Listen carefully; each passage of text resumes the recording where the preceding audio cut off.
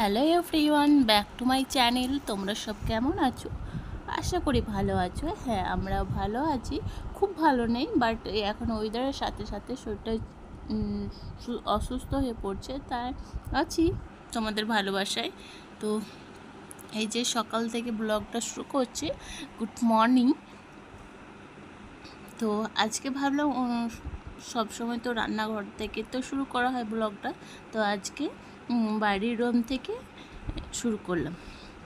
আর এই যে হাতে দেখতে পাচ্ছ মামাম, তো এটা আমি সামান্য বলতে গেলে আমরা যে শীতকালে যে বটলগুলো যে থাকে সেগুলো ফেলে দিই, তো সেই বটলগুলো ভাবলাম আজকে একটু অর্গানাইজ করে ফেলি। তো যেহেতু আমি ফার্স্ট টাইম বলবো না, এরকম মাঝে মধ্যে আমার ব্লগে তোমরা দেখতে পারো টুকটাক কিছু কিছু জিনিস আমি যেগুলো ইউজ করার পর আর ফেলি না, মানে বাড়ির ঘর সাজানো অর্গানাইজ করে রেখে দিই। আর আমি প্রথমত বলে দিই, আমার শরীরটা একটু খারাপ, মানে বলতে গেলে কাশি হচ্ছে, ঠান্ডা লেগে গিয়েছে, এরকম জ্বর। তো ভয়েসটা একটু তোমাদের একটু প্রবলেম হবে, তো কোনো ভুল ত্রুটি যদি বলে থাকি এরই মাঝে, তো প্লিজ ছোটো বোন হিসেবে তো ক্ষমা ত্রুটি চোখে দেখবে। তো এই যে আমার মেয়ে এই পেনগুলো নিয়ে খেলা করছে, তো আমি বলছি যে এই পেনগুলো এর মধ্যে বক্সের মধ্যে ভরে রেখে দেবে, তাহলে তোমার মানে ড্রয়িং করতে বা করতে লেখালেখি করতে যে সমস্যাগুলো হয় না। যে তো এই যে টেবিলের মধ্যে রেখে দিচ্ছি, কারণ এই পড়ার টেবিলে এইভাবে যদি রেখে দেওয়া হয় তাহলে তোমার কাছের মধ্যে আর সবসময় কাছে হয়তো থাকা হয় না, বাচ্চাদের কাছে কোনো কাজে ব্যস্ত থাকে, তো তখন ও নিজেই নিয়ে নিতে পারবে। আর এই যে দেখতে পাচ্ছি এই চার্জার ফ্যানটাও কিন্তু চার্জে বসানো আছে, কারণ মাঝে মধ্যে লোডশেডিং হয়ে যাচ্ছে, তখন এই ফ্যানটা না কোনো সময় মনে থাকছে না চার্জে বসাতে, তখন এই ফ্যানটা না দেওয়াতে ছোটো বাচ্চা মেয়ে বলতে, আর আমার মেয়ে এমনিতেই প্রচণ্ড গরম মধ্যে ঠান্ডার মধ্যেও থাকতে পারে না, মানে কেন জানি না ওর এতটুকু গরম ও অ্যাবজর্ব করতে পারে না, গরম জিনিসটাও নিতে পারে না, বা ঠান্ডা শীতকালেও বেশি ঠান্ডা নিতে পারে না। তো এইটা তোমরা যদি কেউ কমেন্ট করে যে হ্যাঁ দুটো ব্যাগ কেন, তাহলে দুটো বাড়িতে কি দুটো বাচ্চা বা দুটো বেবি, তো না গো, একটি টিউশন ব্যাগ আর একটি স্কুল ব্যাগ, তো ও টেবিলে সেইভাবে রাখা আছে। স্কুল আজকে গিয়েছিল, টিউশনে ছিল, তো তারপর আমার শরীর ডক্টর দেখাতে গিয়েছিলাম সন্ধ্যের পর। তো এটা সকাল দিকে ব্লগটা আবার কন্টিনিউ করছে, কারণ সেদিনে ব্লগ আর সত্যি কথা বলতে আর আমি করতে পারিনি, কারণ শরীরটা ভীষণ খারাপ হয়ে গেছিলো। দিয়ে ডক্টরখানা গিয়েছিলাম, তো বললো আমার হিমোগ্লোবিন একটু কম আছে।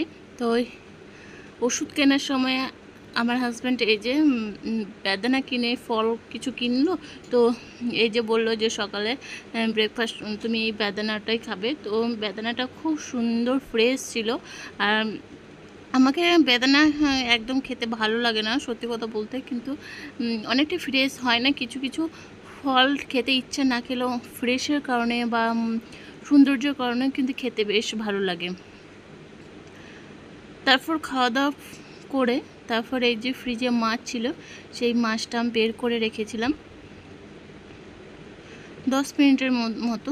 তো একটু গরম হওয়ার পরে এটা ধুয়ে ভালোভাবে পরিষ্কার করাই আছে আগে থেকে, তো তারপরে এটা রান্না করব।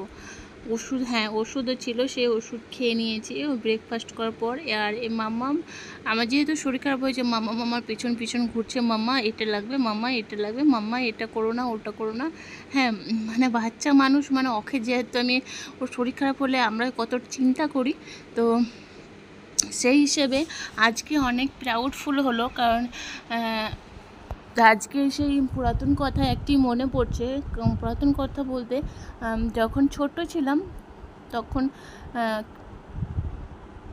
আমার কিছু হয়ে গেলে তখন মা বলতো এ হয়েছে মা, ওর হয়েছে মা, ওটা সেটা, মানে মা মাথায় তুলে যন্ত্রণা করে ফেলতো কিছু হলে।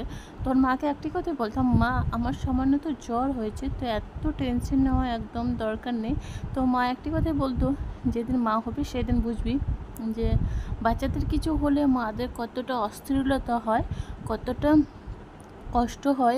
যতই ওষুধ পানি খাক না কেন, তাও মাদের মন কিছুতেই মানে না। মনে হয় রাত্রে যদি ওষুধ খেয়েও যদি ঘুমানো হয়, তাও মাদের নিশ্চিন্তে ঘুম হয় না শরীর অসুস্থ থাকলে কোনো বাচ্চা। কারণ মাঝে মধ্যে তখন রাত্রে জেগে জেগে তাকিয়ে দেখে উঠে যে আমার বাচ্চা ঠিক আছে তো, গায়ে হাত দিয়ে জ্বর এসছে কিনা। তো এইগুলোই খুব আজকে মিস করছিলাম।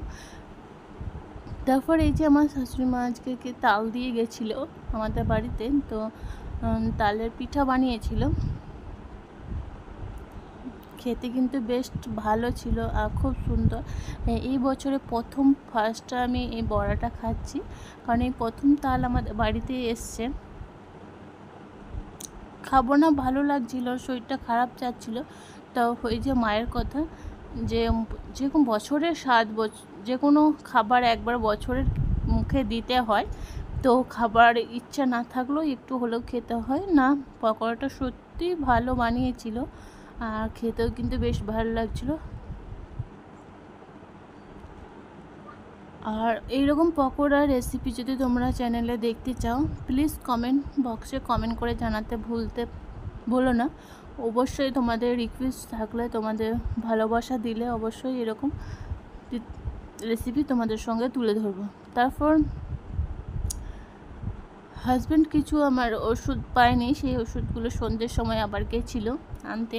তো আসার পথে কিছু ডায়েট করছে আমার হাজব্যান্ড, তো তাই এই যে ভেজিটেবলগুলো নিয়ে এসছে, এই যে গাজর নিয়ে এসছে, বিট নিয়ে এসছে, এটা মানে পেস্ট করে জুস করে খাচ্ছে। তো সেটাই নিয়ে এসছে ওনার জন্যে।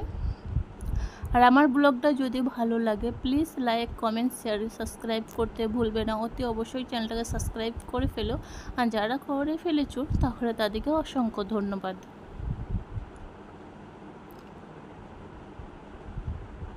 আর এরই মাঝে কিন্তু আমার পকোড়াও সঙ্গে করে নিয়ে এসেছিলো, যেহেতু দেখেছি আমার মুখের স্বাদটা একদম চলে গেছে আর শরীরটা খারাপ হয়েছে, তাই সাথে করেও এই পকোড়াগুলোও নিয়ে এসছে, মানে পেঁয়াজি।